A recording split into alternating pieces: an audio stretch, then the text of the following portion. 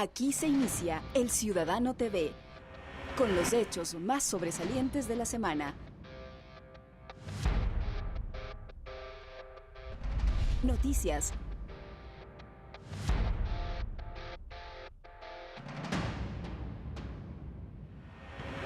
Entrevistas.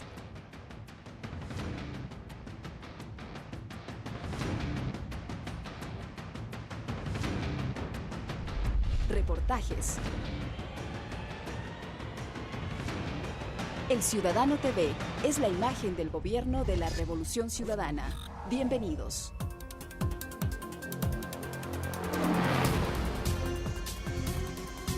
Hace poco más de un año, el fundador de Wikileaks, Julian Assange, se presentó en la Embajada de Ecuador en Londres y solicitó asilo político al gobierno ecuatoriano, el mismo que le fue concedido. Hace unas semanas, el ex agente de la CIA, Edward Snowden, solicitó asilo político al Ecuador y el mismo no ha sido aún tramitado por cuanto Snowden no se encuentra en territorio ecuatoriano. A raíz de ello, el ambiente político internacional se ha convulsionado con varios pedidos y advertencias hechos por Estados Unidos a nuestro país y a otros que pudieran acoger al ex agente. Un micrófono encontrado en la Embajada de Ecuador en Londres, la prohibición de sobrevuelo al avión presidencial del mandatario boliviano Evo Morales por parte de Europa, son varios temas que tienen en vigilia al mundo.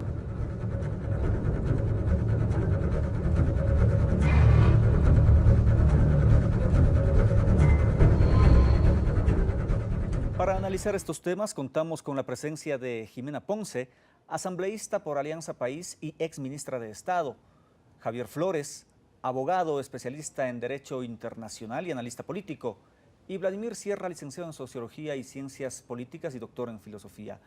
Gracias por atender este llamado del Ciudadano. Bienvenida y bienvenidos a todos ustedes.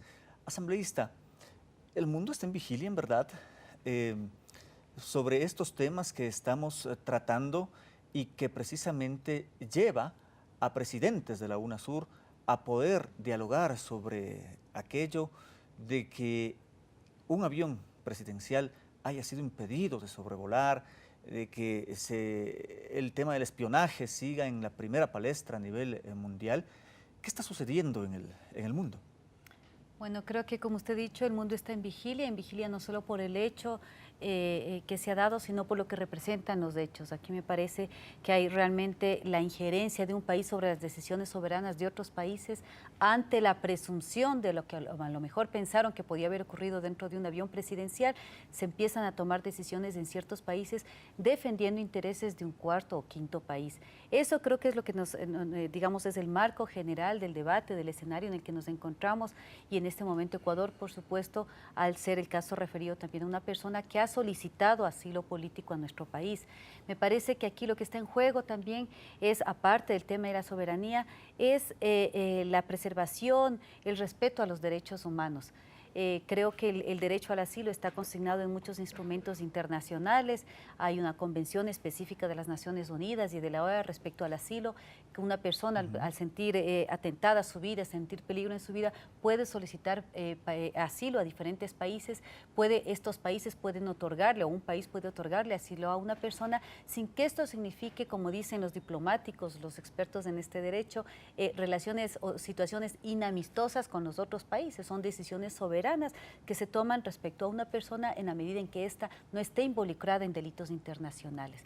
Creo que esto ha sido un detonante de una discusión que se ha planteado a nivel internacional y que ha generado situaciones y evidencias, sobre todo tan lamentables como la que hemos visto en estos días contra un presidente de la República. Fíjese, es un presidente electo, es un presidente reelecto por el pueblo boliviano, por tanto la afrenta no es a una persona, la afrenta es a todo un pueblo que tiene su representante, es a un, digamos, es territorio boliviano, es territorio de otro país del avión, un avión que ha estado sobrevolando y digamos, incluso con un presidente que ha sido prácticamente secuestrado en Viena, en un aeropuerto, bajo un supuesto, bajo un rumor.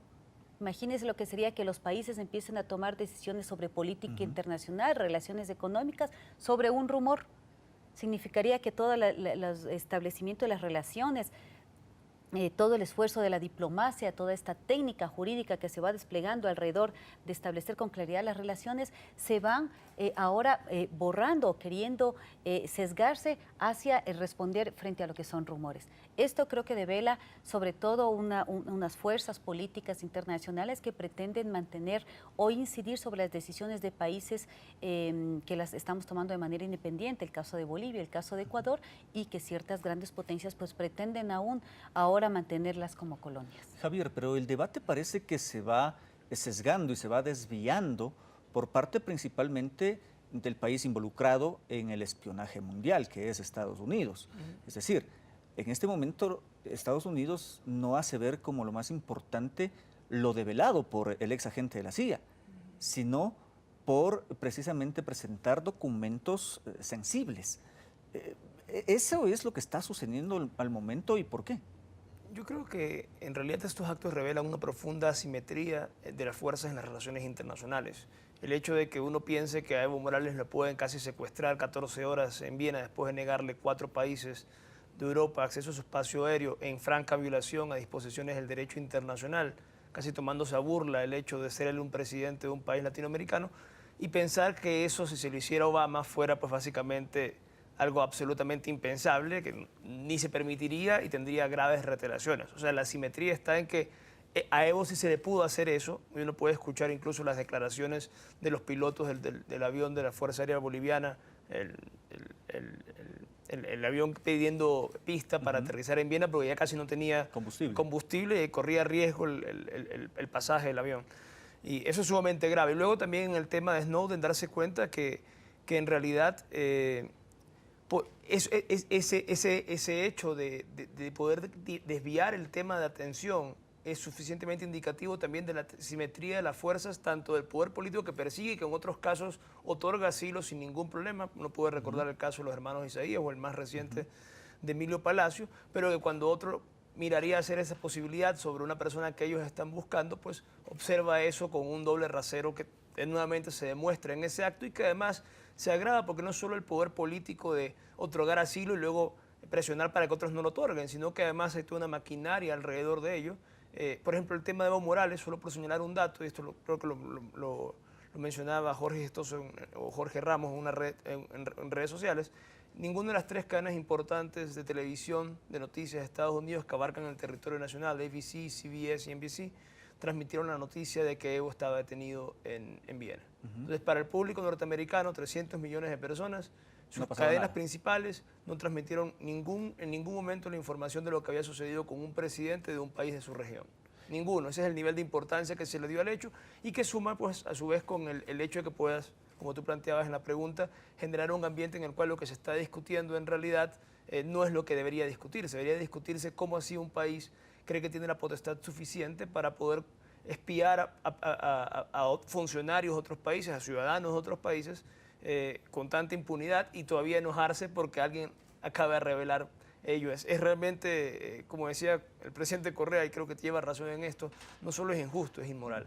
Ahora, Vladimir, hay algo que también Javier ha mencionado, que es el poder político. Y claro, ahora también dando las directrices al poder mediático, como siempre, en contra de la soberanía de los pueblos. Sí, pero yo creo que en el fondo, ¿no es cierto?, más allá de la tragedia que significa para el joven Snowden el periplo que estás llevando, en el fondo lo que tenemos es una reestructuración o digamos una disputa entre un viejo orden mundial y un nuevo orden mundial que no termina por consolidarse. El viejo orden mundial es aquel que nace luego de la caída de la Unión Soviética, de la disolución de la Unión Soviética, y que tiene una superpotencia que es los Estados Unidos, amparado en el poder que le brindan sus colaboradores de la OTAN. Ese modelo, ¿no es cierto?, que duró por lo menos una década, comenzó a resquebrajarse quizás en los últimos 15 años, y ahora queremos asistir a la conformación de un modelo pluripolar político, ¿no es cierto?, que creo yo que con estos acontecimientos, sobre todo, por ejemplo, con lo hecho por los gobiernos europeos en relación al vuelo de Evo Morales, muestra que ese viejo orden no quiere dar la mano a torcer, ¿no es cierto?, quiere mantenerse tal y cual era. Y ahí habría que discutir lo que es y lo que debería ser, ¿no? Los países centrales, los países occidentales siempre han actuado de ese modo. Sin embargo, en las condiciones actuales donde ellos no tienen ya digamos, privilegios sobre el poder, sino que el poder se haya muy bien repartido en el mundo. Entonces el posicionamiento no solo de Ecuador ni de Bolivia, sino de Sudamérica, aparece importante en la constitución de este nuevo poder. Un debilitamiento del poder hegemónico que mantuvo los Estados Unidos por mucho tiempo y de la vinculación, digamos, acrítica que han tenido siempre los países europeos a las políticas norteamericanas. Entonces, Vladimir, la región nuestra, Latinoamérica, Suramérica, comandada por UNASUR, puede convertirse en el centro, en la capital de buscar precisamente ese nuevo eje mundial, así como se están dando las cosas. Quizás sí, relativo, por ejemplo, a la potenciación de derechos humanos. Los derechos humanos tuvieron su cuna en Europa, ¿no es cierto? Europa siempre apareció como el sector en el mundo que impulsaba el respeto a los derechos. Es una cuestión muy europea los derechos humanos, a pesar de que se los entiende como derechos universales. Sin embargo, cuando se dan estas fricciones de poder, los europeos siempre entran en contradicción en sus proyectos democráticos burgueses y en los intereses económicos reales que tienen esos pueblos. En el nuevo panorama tenemos a una Europa debilitada, que sin embargo sigue siendo la cuna de los derechos humanos. Sin embargo, parece que esa vocería, ¿no es cierto?, respecto a los derechos se ha desplazado hacia Latinoamérica, porque hay que distinguir claramente que si bien el peso que tiene Rusia, el peso que tiene China son importantísimos en las condiciones actuales, un peso económico, un peso militar, no lo tienen, por ejemplo, como portavoces de los derechos humanos, han sido cuestionados ampliamente por prácticas que se han realizado en los países, y ahí Latinoamérica, en cambio, por toda su tradición y por la importancia que va cobrando en la actualidad, aparece como, digamos, el natural vocero de la protección de derechos humanos. Por eso, asambleísta, es que el presidente Rafael Correa menciona que la patria grande debe estar alerta y es momento de decisiones fundamentales. Por supuesto, yo pienso que nos vamos constituyendo aquellos países que vamos tomando las decisiones de manera autónoma, haciendo realidad estos derechos, es decir, los derechos de la declaración que se ha venido realizando, pues de acá en nuestros países, con reformas constitucionales, como ha ocurrido en varios países de la región, pasan a ser hechos concretos. Y ese caminar, esa transición es la que a unos no les va gustando. Son decisiones que benefician a nuestros pueblos, que nos sacan de la ignorancia, que nos sacan de esa dependencia tecnológica, de una dependencia energética, y que a ciertos países no les va gustando. Cuando van perdiendo ese mercado cautivo que tenían en 14 millones de ecuatorianos, ahí les va preocupando. Entonces, nosotros creo que, como dice el compañero Rafael Correa, esta patria grande tiene que seguirse viendo entre los hermanos y hermanas que vamos optando decisiones similares, que vamos construyendo, en el caso del Ecuador, un socialismo del buen vivir, pues vemos que otros países lo están haciendo. Nos identificamos con ellos, trabajamos con ellos, nos encontramos con ellos en espacios como UNASUR, como el ALBA, como la CELAC, y en estos espacios creo que es donde podemos ir reconstituyendo y ganando estas, digamos, rebalanceando estas asimetrías que se mencionaban anteriormente, es decir, que 14 millones de ecuatorianos, más los colombianos, venezolanos, bolivianos, peruanos, es decir, toda la región, que vayamos viendo y conjugando nuestras necesidades y la solución de estas necesidades, podemos encontrarnos en estos espacios. Unas decisiones políticas acompañadas de decisiones programáticas es lo que nos permiten caminar y avanzar a esta nueva constitución de un orden mundial, de un orden regional, que creo que lo vamos logrando. Nos vamos consolidando la manifestación de solidaridad entre la OEA, el ALBA, UNASUR, que esperamos tenerlos en estos días, pues creo que son muestras de aquello, muestras en el nivel político. En el nivel, digamos, programático, acuerdos de compartir políticas, acuerdos de intercambios energéticos, comerciales, el vernos también como mercados. No hay que tenerle miedo a las negociaciones comerciales ni nada, pero veamos las negociaciones comerciales en términos de mucha más justicia. Y esto lo podemos lograr regresando a ver a esta patria grande. Javier, precisamente, ¿por qué este tema de defensa absoluta de la soberanía regional le da precisamente a los ciudadanos o los lleva al buen vivir? Bueno, sí, hay una conexión entre ambas cosas. Yo creo que lo importante aquí es hacerse fuerte en defender el derecho. O sea, lo que le ha pasado al presidente Evo Morales en particular y que genera la reacción de los grupos mencionados por la asambleísta Jimena Ponce, esto es el ALBA, el UNASUR, la OEA, que han hecho manifestaciones de su desagrado, su indignación, de su enojo, de su desaprobación finalmente de lo sucedido con Evo Morales. Yo creo que si no te haces fuerte en defender cuando tienes el derecho de tu parte. Claramente el artículo 40 de la Convención de Viena sobre Relaciones Diplomáticas, establecido en 1961, establece que en los momentos de tránsito un avión de una misión de un país no puede ser ni mucho menos intervenido de ninguna manera, tiene inmunidad absoluta.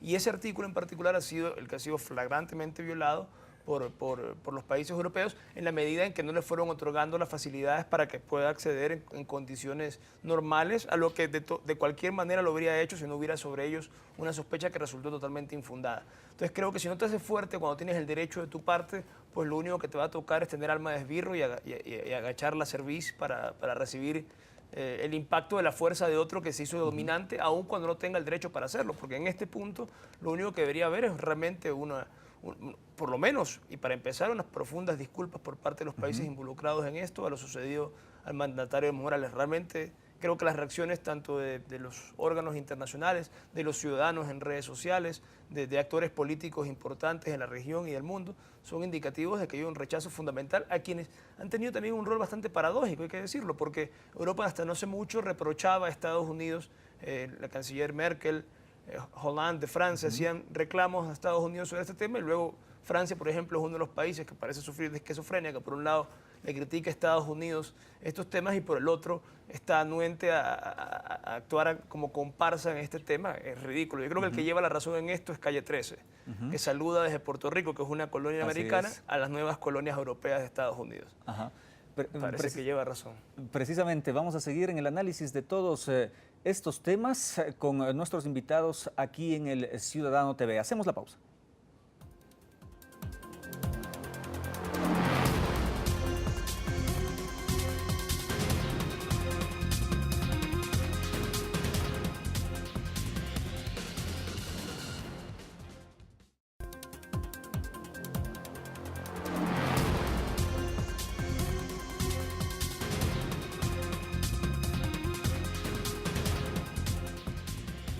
Esta semana el presidente Rafael Correa ofreció varias entrevistas a medios internacionales que llegaron al país para conocer las expresiones del mandatario sobre los temas que estamos abordando en este panel. Aquí, un resumen de estas entrevistas. Desde la semana pasada, el presidente de la República, Rafael Correa, atendió a varios medios de comunicación y agencias internacionales interesados principalmente en la solicitud de asilo que emitió el ex agente de la CIA, Edward Snowden, al Ecuador. Sí, no entiendo por qué Ecuador está en el centro del mundo. ¿Usted sabe cuántas solicitudes de asilo se tramitan diariamente? Aquí en la República Checa, la otra vez dio asilo a uno de los que participaron en 30S y fue a refugiarse allá. En Estados Unidos, muchos prófugos de la justicia ecuatoriana, y no por espionaje, cuestiones cuestionables que se puede discutir, por defalcar bancos y estafar al pueblo ecuatoriano y al Estado. Pero si un país pequeño como Ecuador recibe una solicitud de asilo, entonces está en el ojo del huracán y se quiere delegitimar al país, al gobierno, por haber recibido esa solicitud de asilo. Reiteró la imposibilidad de que el país pueda tramitar el asilo a Snowden, pues no está en territorio ecuatoriano. Siempre supimos que había posibilidad de que presente la solicitud en nuestro país. Entonces, si la quiere presentar es su derecho, y es nuestro derecho y nuestro deber analizar esa solicitud. Pero para poder darle trámite tiene que estar en territorio ecuatoriano. O sea, siempre se supo, o sea, eso no es ningún secreto, que uno de los países donde podía pedir asilo el señor Snowden, si pedía asilo, primero a Latinoamérica y segundo Ecuador. El primer mandatario explicó que si bien Snowden pudo haber roto las leyes de Estados Unidos y debe asumir su responsabilidad por aquello, fue enfático en asegurar que lo importante está en lo denunciado. Se trata, pues, del caso de espionaje más grande de la humanidad, según explicó. Ahora pareciera ser lo grave si Snowden está de tránsito en el aeropuerto de Moscú, cuando lo agarran, los países que se preocupan de su situación. Lo grave es lo que denunció Snowden, es gravísimo. Más grande caso de espionaje de la historia de la humanidad, que rompe todo, destroza todo el derecho internacional, los derechos humanos, la ley norteamericana. La primera víctima de esto es el pueblo norteamericano. Entonces, qué bueno que se empiece a hablar sobre lo verdaderamente importante y que no callemos en función del poder, sino que ese poder tenga que dar explicaciones de lo que ha pasado y se tomen medidas para que esto no ocurra nunca más. Sí, pero no sé, de pronto El jefe de Estado dejó en claro, por lo tanto, la posición ecuatoriana frente a este caso, con soberanía y dignidad nacional. No somos ingenuos. Sabemos que tenemos una economía muy dependiente, más dependiente aún cuando en la crisis de finales del siglo XX, producida por los banqueros que están refugiados en Estados Unidos, nuestras élites entreguistas entregaron hasta la moneda nacional. Nosotros actuamos sin amenazas, en función de principios, pero también tenemos claro que nuestra obligación prioritaria, que también es una cuestión de principios, es cuidar a nuestro pueblo, a nuestra gente. Todas esas cosas se tomarán en cuenta el momento en que se pueda tramitar esa solicitud de asilo, si es que se puede tramitar algún momento. Ecuador no va a soportar amenazas ni chantajes de nadie. Sabemos que nos puede costar mucho esto, pero el pueblo ecuatoriano es un pueblo libérrimo. Así como necesitamos carreteras, como necesitamos hidroeléctricas, necesitamos dignidad, libertad, soberanía, y no estamos dispuestos a sacrificarla por unos cuantos platos de lenteja. Para El Ciudadano TV, Santiago Duque. Seguimos en el análisis aquí en El Ciudadano TV con la asambleísta Jimena Ponce y también con los analistas Javier Flores y Vladimir Sierra.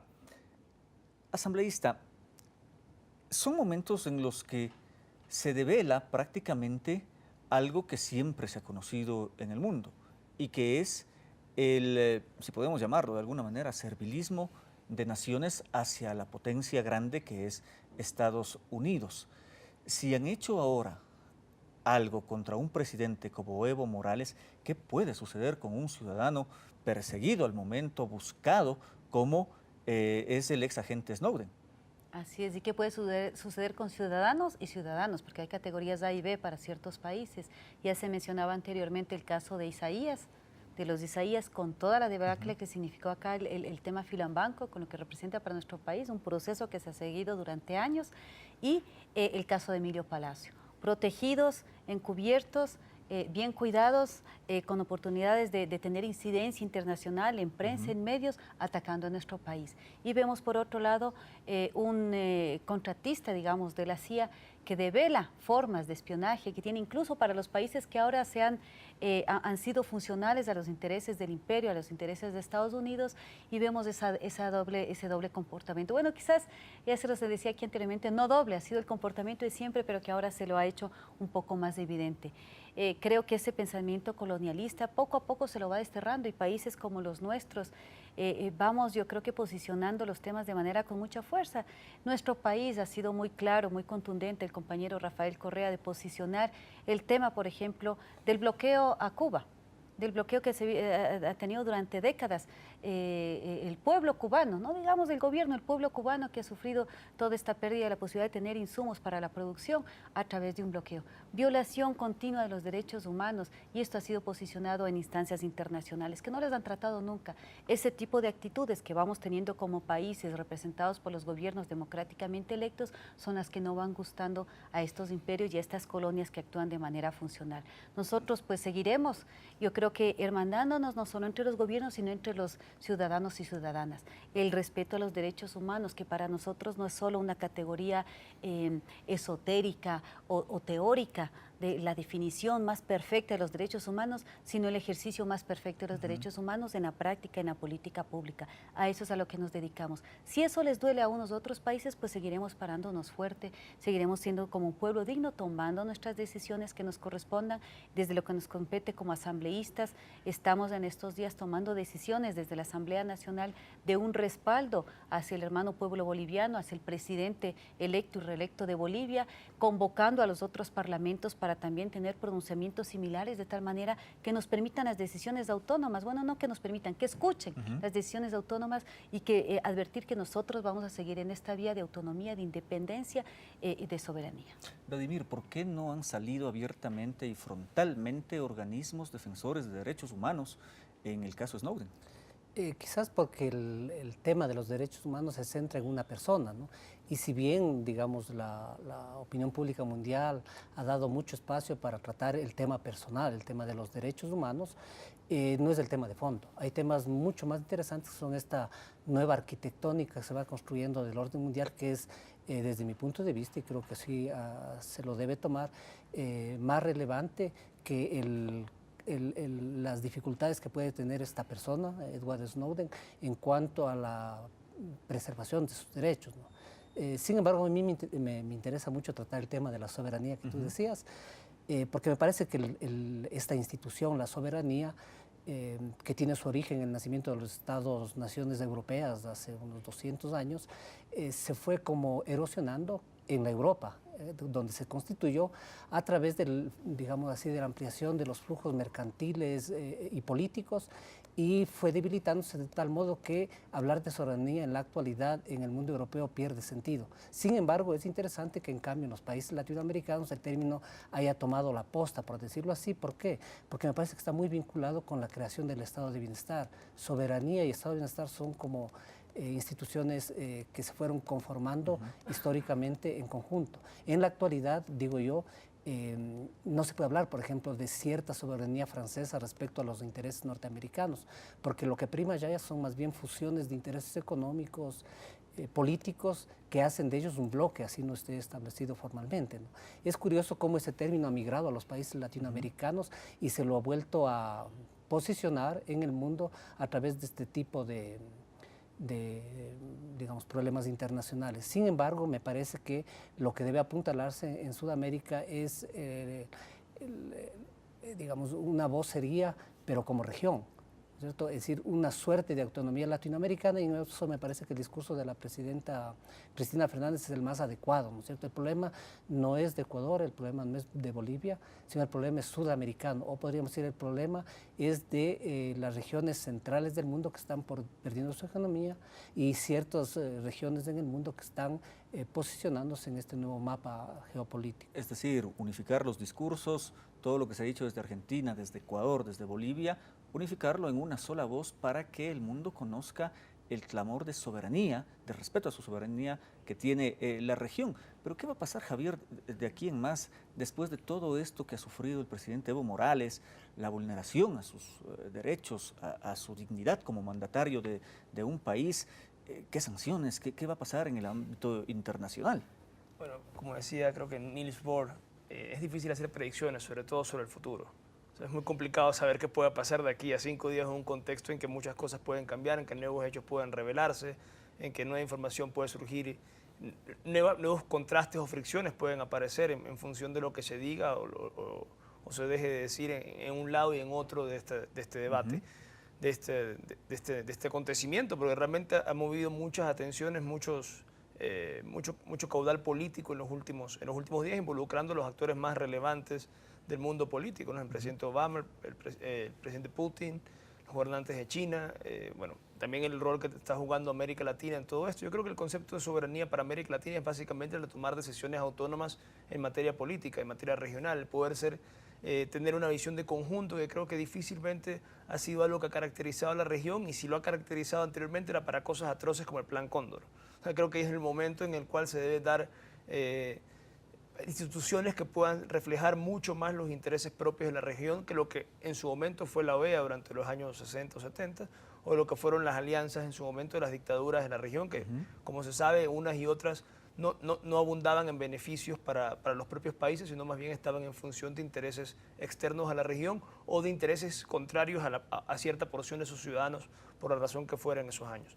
Pero el punto esencial es que ahora, en este surgimiento de unas nuevas relaciones internacionales de integración en la región, creo que este es un excelente momento para que esas relaciones, el buen estado de esas relaciones, se refleje en una acción conjunta, una acción mancomunada, claramente determinada, un rechazo, porque bueno, si en este caso, como decía hace un instante, no se hace uso de tener el derecho de tu lado, pues ya en ningún momento podrás tener derecho a reclamar después. Sí, ahora que ya ves una violación flagrante y un doble estándar, un doble rasero terrible en el manejo diplomático por parte de las potencias centrales, al punto que por un lado reclaman un tema, pero luego actúan en connivencia con quien rechaza sus reclamos. Bueno, pues creo que es precisamente la ocasión para que estos temas vayan discutiéndose y saber qué pasa, pues es una cuestión más de esperar que de vaticinarlo. Exacto, así es. Es realmente difícil tener un escenario claro. Con una posición fortalecida, pero lo que llega asambleísta al colectivo, al ciudadano, a la ciudadana,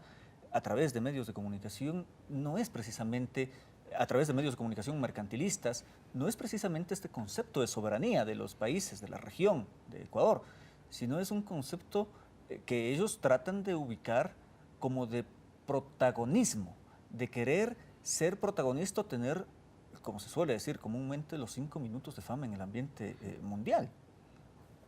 Bueno, así se ha querido colocar en este contexto, digamos, y desprestigiar una lucha por la soberanía y posiciones dignas Imagínense que sea protagonismo pelear por la inclusión de Cuba en las Naciones Unidas, el reconocimiento, o digamos el rechazo al bloqueo, el reconocimiento del territorio argentino en las Islas Malvinas. Es decir, si quieren llamarlo protagonismo, pues póngale cualquier nombre.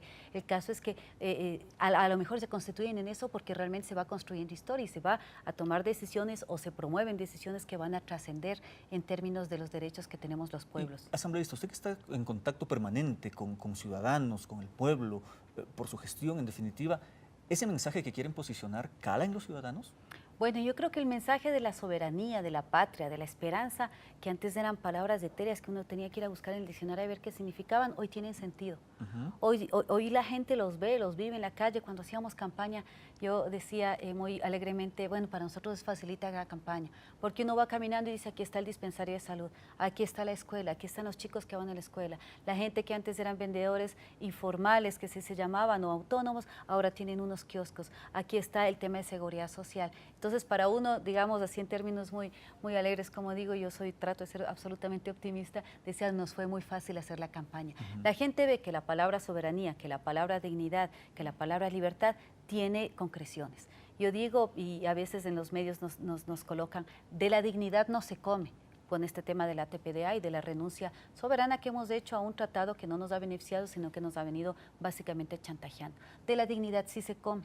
2.800 millones de dólares nos ha significado los ingresos por la renegociación de los contratos petroleros. ¿Qué pasó en el 2009? Me parece que cuando fue la renegociación, que aquí era la debacle. Los medios de comunicación nos dijeron que todas las empresas iban a salir, pero corriendo, que nada iba a haber inversión. Pues antes teníamos 300.000 barriles de petróleo diarios, hoy tenemos 500.000 barriles de petróleo que estamos extrayendo. Es decir, estabilizado el negocio petrolero que contribuye al tema de nuestra balanza. Nos dicen que de la dignidad no se come. 8.000 millones de dólares hemos logrado recuperar de la renegociación de la deuda externa. Antes significaba el 25% del presupuesto del Estado. Todo lo que teníamos para invertir en el Estado, un cuarto se iba al Fondo Monetario Internacional.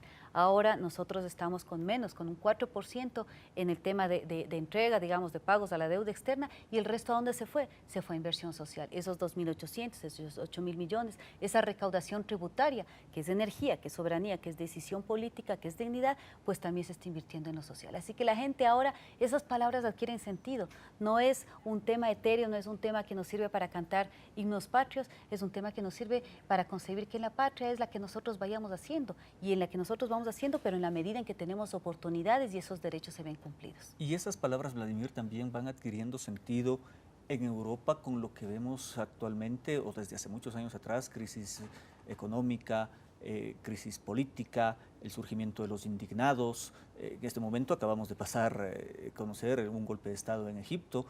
¿Allá también pueden tomar sentido estas palabras de soberanía? Bueno, en Europa surgieron estas palabras, ¿no? Pero al momento, en este momento, retomarlo. Desde hace unos 15, 20 años se viene reestructurando el mundo, y toda esta reestructuración más bien no del mundo, sino del capitalismo mundial, que ha buscado nuevas estrategias para potenciarse. El capitalismo no está en crisis el capitalismo europeo. En el mundo el capitalismo está boyante.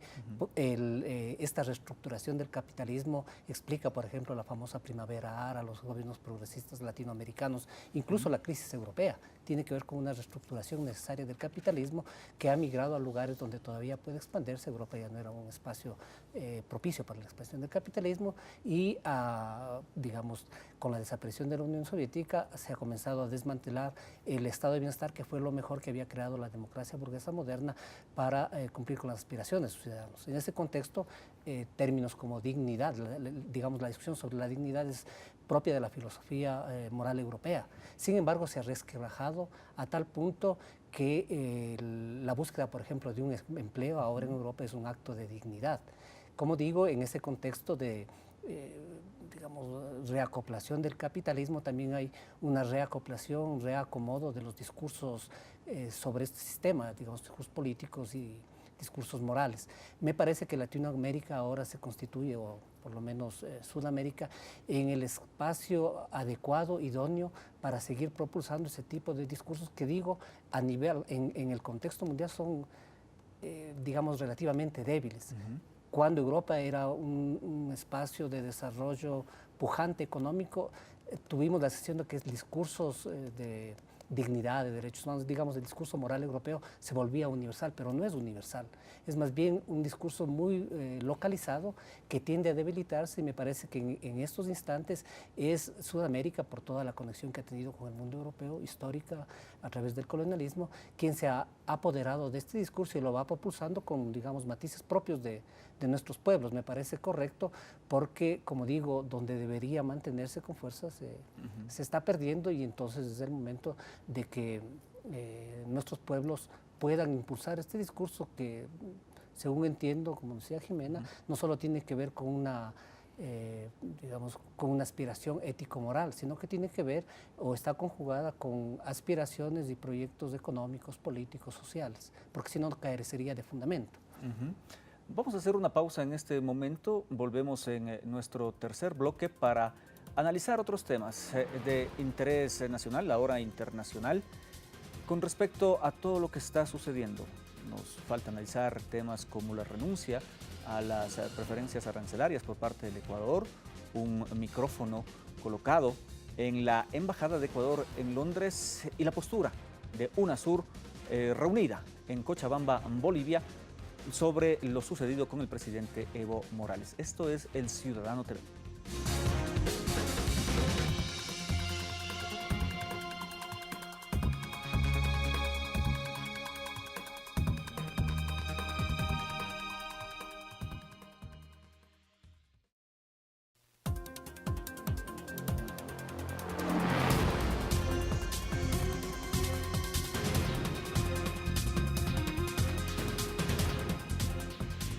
Continuamos en el Ciudadano TV en este panel sobre temas internacionales que también atañen al Ecuador, porque está en el medio de la discusión en nuestro país con respecto a los casos Assange, Snowden, al tema del presidente Evo Morales. Javier, Snowden ya develó algunos temas de espionaje de Estados Unidos sobre países a nivel mundial, a escala mundial. Y ahora aparece un nuevo condimento, un micrófono encontrado en la Embajada de Ecuador en Londres. ¿La arremetida es total? Bueno, habría que tener una respuesta por parte del gobierno acerca de ese hecho, ver quién puso ese micrófono, pero el solo hecho que haya aparecido ahí, hacer un link, actuar tanto por un rumor o por simplemente haciendo una asociación muy inmediata que no se necesita mucha más evidencia. Lógicamente eso no es tan fácil de conseguir ni saber quién lo implantó, pero el punto es que yo creo que esto del espionaje en materia de relaciones internacionales tiene muy larga data. O sea, no es el hecho de que se haya encontrado el micrófono, que se revele que se lo encontró, es simplemente una cereza del pastel, pero en realidad este asunto, que lo revele Snowden, te da una mayor certeza de una intuición que la mayoría de personas involucradas en temas de diplomacia sabe perfectamente, que hay servicios de inteligencia que permanentemente recaudan información para que sus países tomen decisiones en materia de relaciones internacionales, y ese tipo de información va desde la información que se puede reclutar en una conversación, como los Wikileaks revelaron, por ejemplo, que muchos periodistas de este país conversaban con funcionarios norteamericanos para que estos a su vez le transmitan información a sus gobiernos, pero también esta información en la cual ya hay palabras mayores, ¿no? Los países europeos manifestaron su honda preocupación con el espionaje que, por ejemplo, de acuerdo con la información que ha revelado Snowden,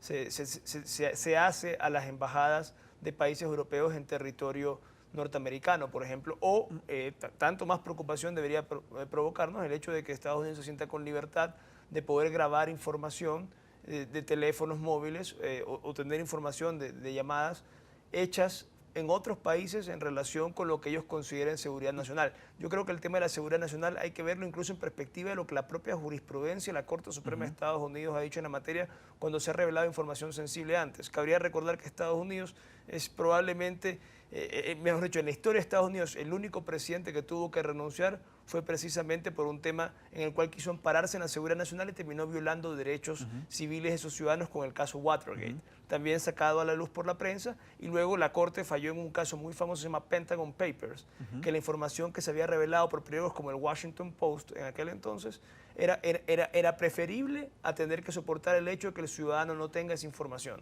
porque hay un derecho fundamental de la ciudadanía a estar bien informada sobre lo que hacen sus funcionarios públicos. Eso falló nada más y nada menos que la Corte Suprema de Estados Unidos, me parece el año 73 o 74, el caso se llama Pentagon Papers, y se relacionó justamente con estos temas de la época de Nixon, que fue un presidente que tuvo que renunciar por hechos muy similares a los que vimos al día de hoy. Nuevamente, hay un contexto que hay que tomar en cuenta, el contexto en el cual el espionaje no ha sido extraño en materia de relaciones diplomáticas, pero también que en otros momentos ese mismo país ha hecho valer principios básicos de libertad, que creo que son los que deberían ventilarse ahora mismo y respaldar por ello mismo la gestión o lo hecho por países que quieren proteger la vida de una persona cuyo delito no es tan grave como aquello mismo de lo cual a través de su delito se permite revelar que otros estados hacen. Esos sí son delitos y son mucho más graves y peligrosos tanto para los ciudadanos como para las relaciones internacionales. Ahora, Vladimir, ¿en dónde queda el reclamo de estos países como Francia, que ha sido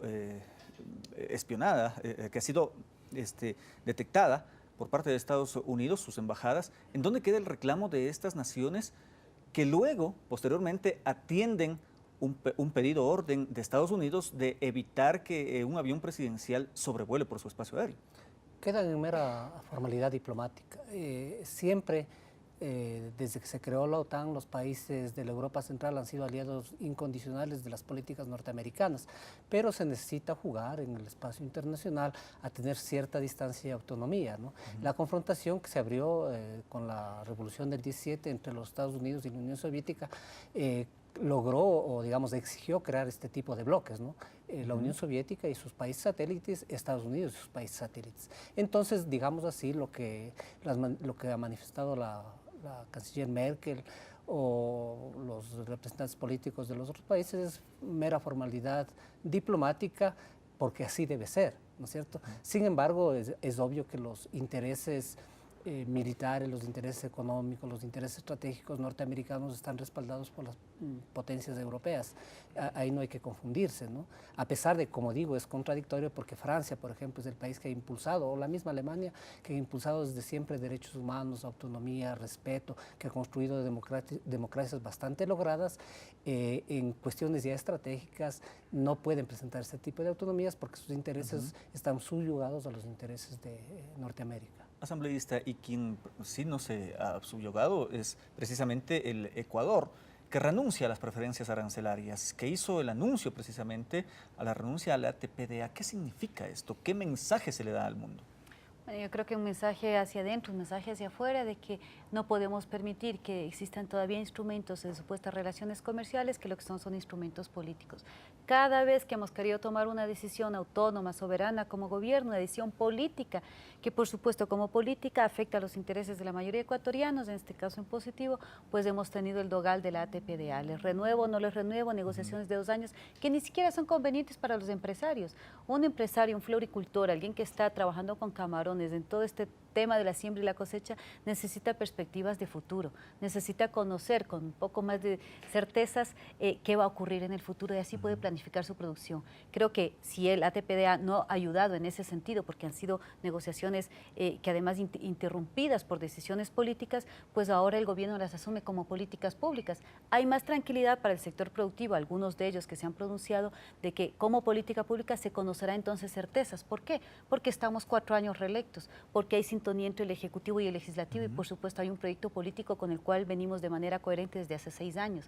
Hay más perspectivas de estabilidad económica en las decisiones que se tomen como política pública más que en estos supuestos beneficios que en realidad han sido chantajes con gobiernos como los de Estados Unidos. Por el lado el fomento a la actividad productiva, por ejemplo, hay muchos otros elementos que dan cuenta de que es una decisión coherente, robusta y seria y sincera de parte de este gobierno, como lo ha venido tomando el presidente Rafael Correa, porque ha habido otros elementos, el tema de una plataforma productiva, todo carreteras, conectividad, el tema tributario, el código de la producción, que son una plataforma para que sobre esta se dé la producción, plataformas para el sector exportador, la apertura de oficinas comerciales en otros países, de que la Cancillería no sea la diplomacia de los cócteles, sino que sea las relaciones comerciales con otros países, la búsqueda de otros mercados, que no solo son Estados Unidos, no solo son los países europeos, son otros mercados, nosotros mismos como región, ver la complementariedad de los mercados. Así que esas decisiones creo que de política pública presentan más estabilidad, más certezas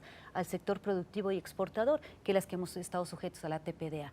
23 millones Solo para darles un dato, 60 millones ha costado el plan de contingencia de salvataje a las universidades, este salvataje académico necesario. 23 millones representan los beneficios que han estado incorporados en la ATPDA, así que yo creo que son elementos que los asumirá el gobierno y respaldará todo este tema, además orientado hacia el cambio de la matriz productiva, en donde los exportadores tienen un rol importante. Javier, entonces con esta renuncia al ATPDA, no cabe esas sombras que se quieren enviar sobre esta decisión gubernamental por parte de empresarios que han salido a dar ya su opinión contraria al mismo, medios de comunicación, en fin.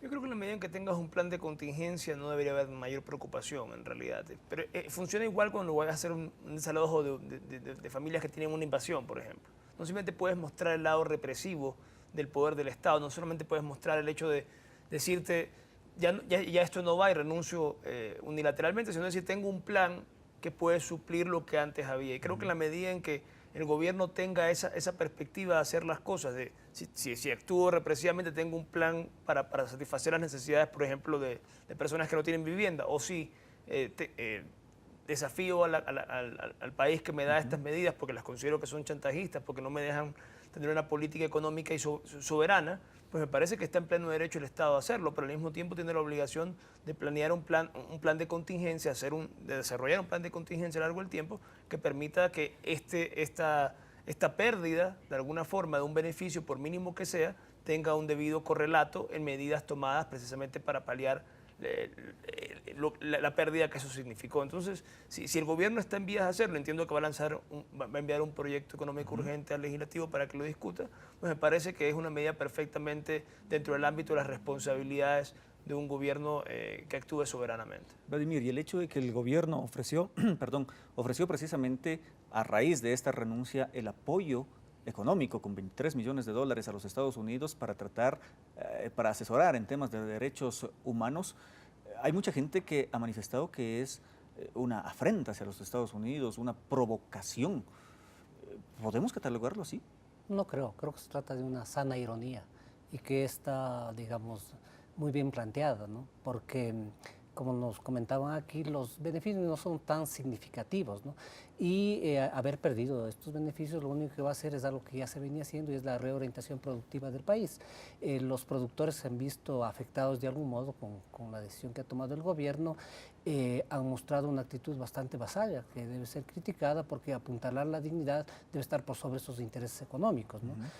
Además va a haber políticas de contingencia y me parece que la reorientación productiva hacia adentro del país debe darse como también hacia afuera, es decir, la exportación de arroz, creo que también es atún y algún otro producto que son las más afectadas, tendrá que reorientarse hacia el mercado sudamericano, tendrá que reorientarse hacia nuestro mismo mercado. Hay, digamos, muchos espacios que tienen deficiencia de productos en nuestro mismo país, es decir, el atún podría redistribuirse de modo adecuado en nuestro país o descubrir otros mercados, los sudamericanos y mercados del Asia o de la misma Rusia. Entonces no me parece grave, me parece bastante saludable la ironía, cómo se ha manifestado el gobierno ecuatoriano, porque eso también baja las tensiones, ¿no? Renunciamos, pero lo renunciamos de un modo, digamos así, no agresivo, ¿no? Entonces me parece que en el contexto está bien.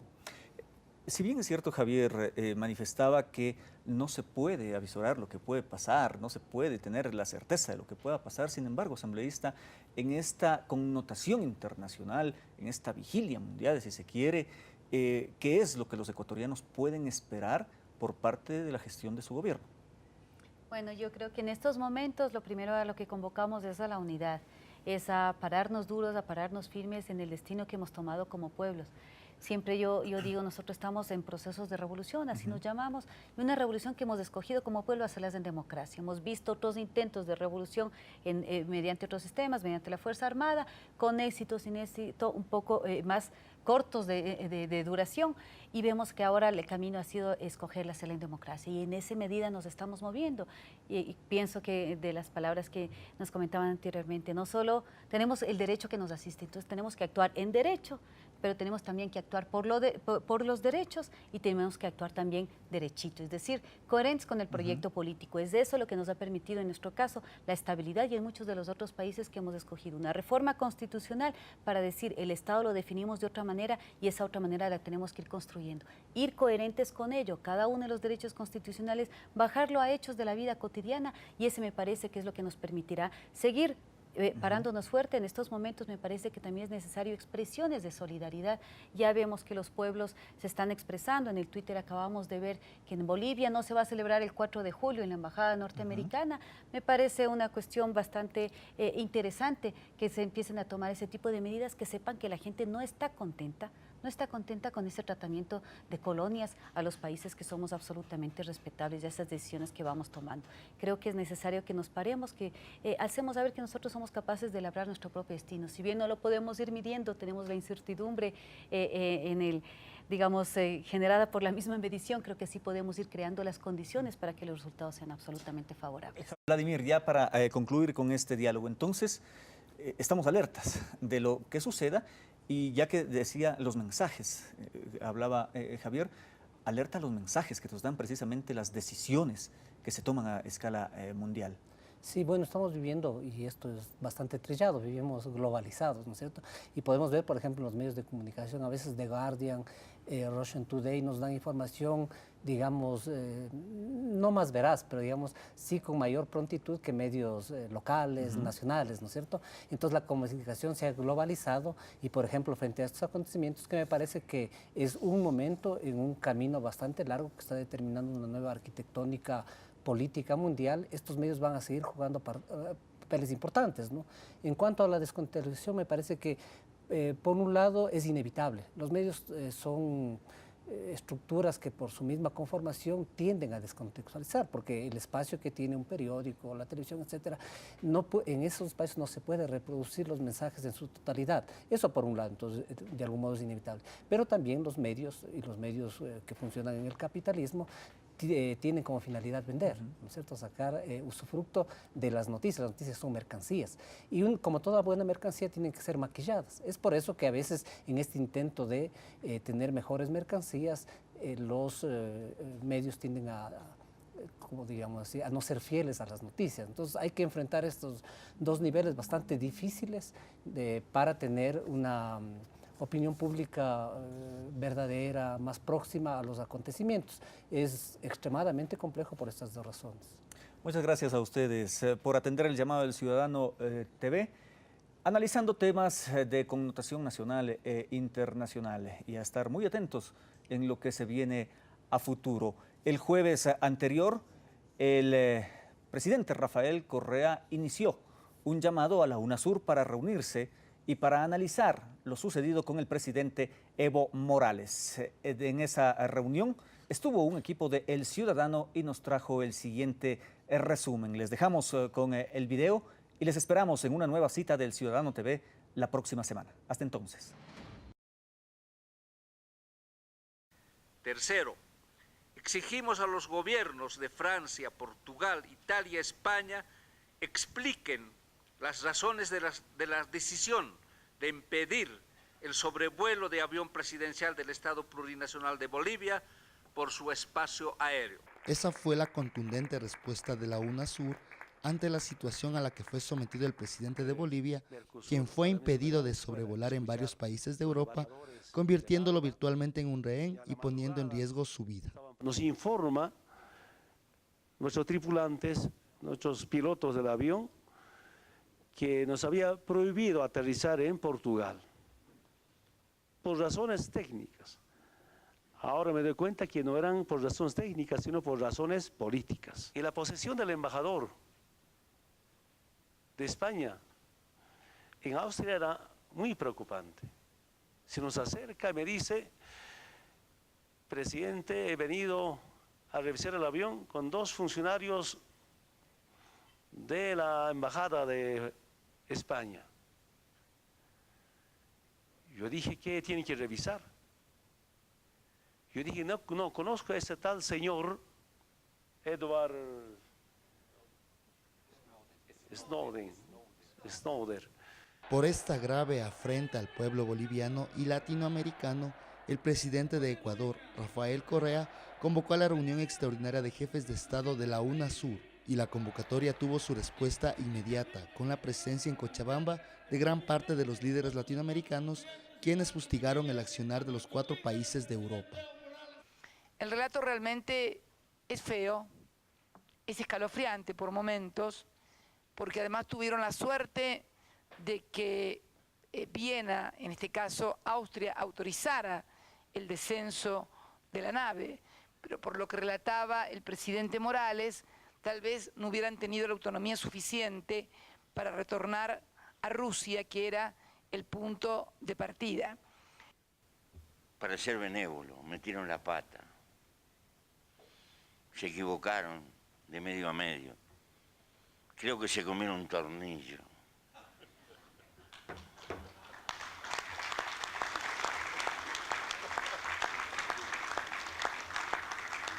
Supongo que el servicio de inteligencia que los mandó a la ruina estará doblando papelito en algún calabozo. Supongo. Porque esto es un papelón para los viejos países, casi madre patria. También los tiempos históricos están equivocados. Cerca de 500 años están equivocados. Si pretenden que vamos a aceptar que nos traten como colonias. Ojalá que entiendan que no vamos a aceptar países de primera, segunda, tercera categoría. América Latina debe seriamente reflexionar, nuestro pueblo, el mundo entero, la gravedad de lo ocurrido. Así que buena parte de las decisiones que se han tomado hoy da tiempo de aplicarlas, evaluarlas y en base a esa evaluación en Montevideo tomar otro conjunto de decisiones que permitan que prevalezca el respeto al derecho internacional. Con la declaración final de Cochabamba, que también fue respaldada por Colombia, Perú, Brasil y Chile, la patria grande latinoamericana hace respetar su soberanía y demuestra su unidad continental. Respaldamos la denuncia presentada por el Estado Plurinacional de Bolivia ante la Oficina del Alto Comisionado de Naciones Unidas para los Derechos Humanos por la grave violación de derechos humanos y puesta en peligro concreto de la vida del presidente Evo Morales. En Cochabamba, Bolivia, Daniel Ortiz, El Ciudadano TV.